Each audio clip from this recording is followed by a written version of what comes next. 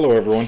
I wanted to talk to you guys today about the Onefinity CNC that I have. I've had mine for about a month now, and it's been a really good CNC. I like how strong it is and stuff compared to my older CNCs that I've had. For a desktop CNC, you can't ask for anything better than Onefinity. We'll go over several of the features that I like about it and what kind of makes it tick. So anyways, I just want to let you know I'm not sponsored at all by Onefinity. They did send me a great banner because I told them I wanted to promote their product, and so they did send me that, but I bought my own CNC and paid for everything. So this is just my honest opinion. Nobody's giving me anything to say that it's great or not. So with that, let's go ahead and take a deeper look at the Onefinity. Okay, so here's the rails and the bearings on the Onefinity. I'll get it with my mouse here, but that's the bearing inside there, and then these are the giant 50 millimeter rails that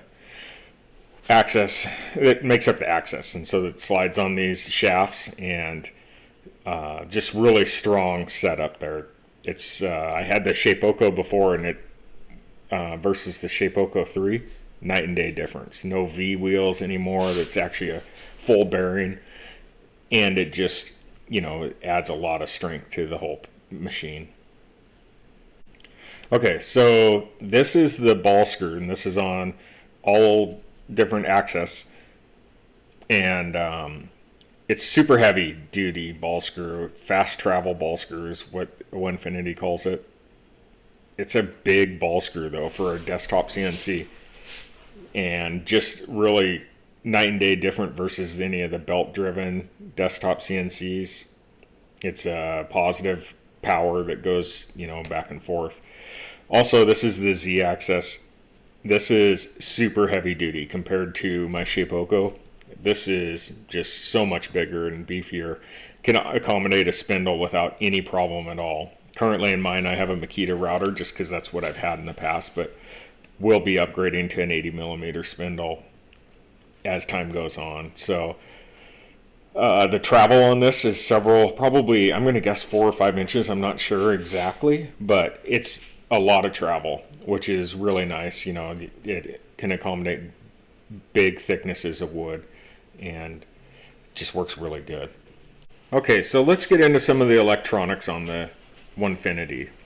This picture here is of the closed loop stepper motors that are used to drive the CNC.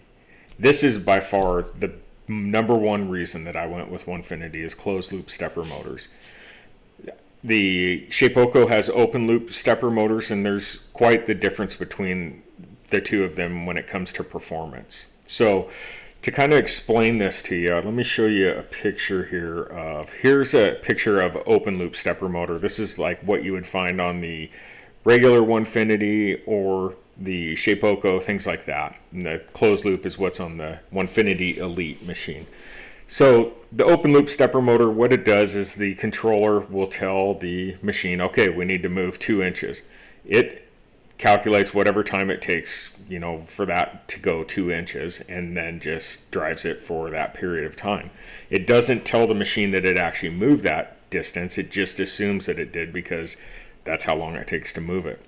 Well, what happens is if you run into some resistance, maybe you hit a clamp or you hit a knot in a piece of wood or something like that, it can skip steps and then just destroy your whole project because it loses where it is actually located in relationship to the project. And I've done many times, I've been making a giant, wavy flag or something like that, had hours of carving into it, and then it hit something, a knot in the wood. I was pushing it a little too hard, and it lost steps and just destroyed the whole project because now it thinks it's carving in one area, but it's actually carving in another, and just makes a giant mess, and you end up with a bunch of kindling is all you have.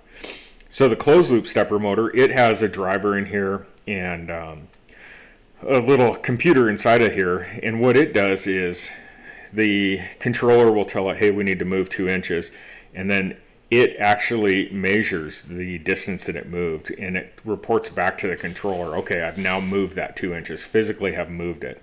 So if you run into something, it it is going to continue to try and move that 2 inches through that knot or through whatever until it actually travels that. Makes it way more precise and just a really good system. What comes with that though is they are more expensive, but in my opinion, absolutely worth the investment to go with the closed loop stepper motors. I promise, if you're looking at CNCs and you want to get into a desktop one, if you can, afford it, really look at this Onefinity Elite, because in its price range, I don't know of any other CNC that is even close to comparable with the technology that Onefinity has. Okay, so I'm out in the shop now, and I kind of want to just show you the Masso controller, which is just an amazing unit that Onefinity's included on their CNC. It is the only way you can drive the Onefinity Elite is using that controller. That's the only option that Onefinity has, at least. But I think it's just a great piece of equipment, and I don't know why you'd want anything else. So this is kind of what it looks like. Here's the display screen. It's huge. I mean, if you look at that, I think it's a 15-inch screen. It looks just like a laptop turned sideways. So we'll go ahead and turn it on here, fire it up.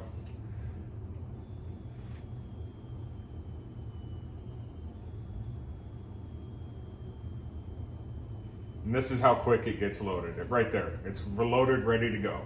So this is kind of what you notice when you first start it up every time, is that the home and the e-stop are flashing. You have to push the e-stop in, turn it, let it come back out, it's ready, and then you need to home your machine. So double click that, and you can see it's loading, or it's homing at this point.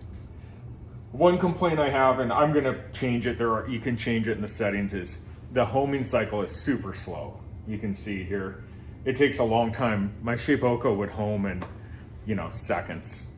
And this is definitely a lot longer process, but it's just one of those things. It is what it is. You can go in and you can adjust the settings. I just haven't done that yet. Another thing that I would complain about is the mount for this. Now it pivots and gives you quite a bit of stuff here. You can see that here's the mount back here. The problem is it gets really close to your stuff here. It doesn't hit necessarily, but I think you could get in a position where it might hit. So if it was me, I would have made this arm longer. I'm sure some people enjoy it that way because it's close to it doesn't take up as much room in your shop. But for me, I would like to see an arm that was another 6 inches longer or so, something like that. So anyways, in using this, it's home now. So if you wanted to just jog it, you've got, these are your main screens that you have. You load files and stuff like that. So to jog it, you go to the jog and programming screen. Right now it's in step mode. So it's selected to go 5 thousandths at a time right now. So if I hit that, it just moved 5 thousandths. You can go to like 1/10 of an inch and start moving at 1/10 of an inch. What I find is more useful is going in continuous mode, and it flashes red because it wants to let you know that it's in continuous mode, so it's going to move rather quickly. So you can adjust your speed right here, and that's where I wish it would home more of that speed. But yeah, you can jog it around, get it kind of set where you want, zero it on your piece of work, and go from there. Z up and down. Pretty cool. So that's just one of the features on this screen is the jog and programming. Once you load a file, say let's load something here. I've been working on these here. I'll load this. So I'm loading some pocket cuts that I was making in some poplar, making some tap handles for a friend of mine. So that's loaded. That's what it essentially is going to cut out, is that. So then when you go to the programming, here you go. It's got the G-code loaded and stuff like that. I'll just pretend like I'm going to cut something and it's just going to cut air here. But so I would go hit the start button. It automatically turns the router on for me. So, which is a nice feature. And so now it thinks that it's cutting right now. It actually isn't, but it automatically turns the router on. What a great tool. Carbide had a bit runner is what they called it. You could buy it for additional, I don't know, 180, 100 bucks. This comes with it, and it's all plug and play ready to go. So, kind of a neat deal. Now, let's say the worst happens and you lose power in the middle of a job. This is a great feature of Onefinity. So, we'll just shut it off right there. Okay, we'll say we lost power, and now it's gonna kick up here. It'd take a second to load up, but this is a feature that they built into the program. When you lose power, you can actually start from right where you lost power. So power goes out, you trip a breaker, who knows?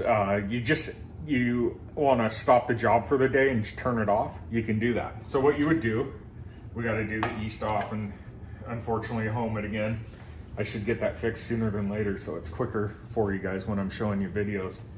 But we'll wait till it homes here and go over that. While it's home, and I do want to show you the wiring on this is great. I mean, they have plugins at the end of each axis, then they've coated all these wires in wiring loom and just routed everything perfectly. So nothing's gonna get caught, nothing's gonna get pinched.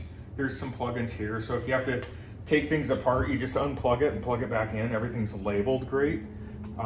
Just really well thought out on the wiring too. And I'm kind of one of those guys that's picky about wiring. I like my stuff and not to rub and just to be out of the way. And Onefinity made it super easy for me. So, okay, so now we're back home. We'll load that file again, same one, and say, oh yeah, we lost power, so we'll load it up. Okay, this is where we were. Go back to programming. Now, what you can do is go jump to line. It realizes the last time it ran, it got to line 630. So we're gonna hit start from that line. Okay, now it's gonna start from there, hit run.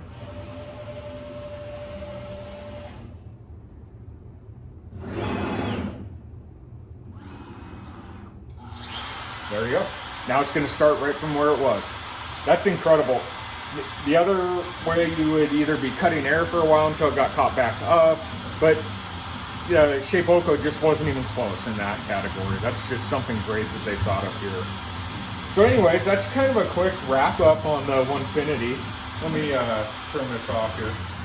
It's kind of a quick wrap up on our Onefinity and just what a great system it is. If you want to go any other questions about it, you want to go into more detail on something, just leave me a comment. I'd be more than glad to go into detail on certain things. My goal is to start kind of doing some features of this Masso controller as I learn it. We'll kind of learn together different things that it can do. But that's kind of probably my next videos. We'll go into more on the Masso controller, talk about it, and maybe build some cool stuff. So anyways, that's all I have for you. Thank you guys for watching. Thank you Onefinity for a great project. I couldn't ask for anything better than this. So guys, keep up the good work. We'll talk to you later.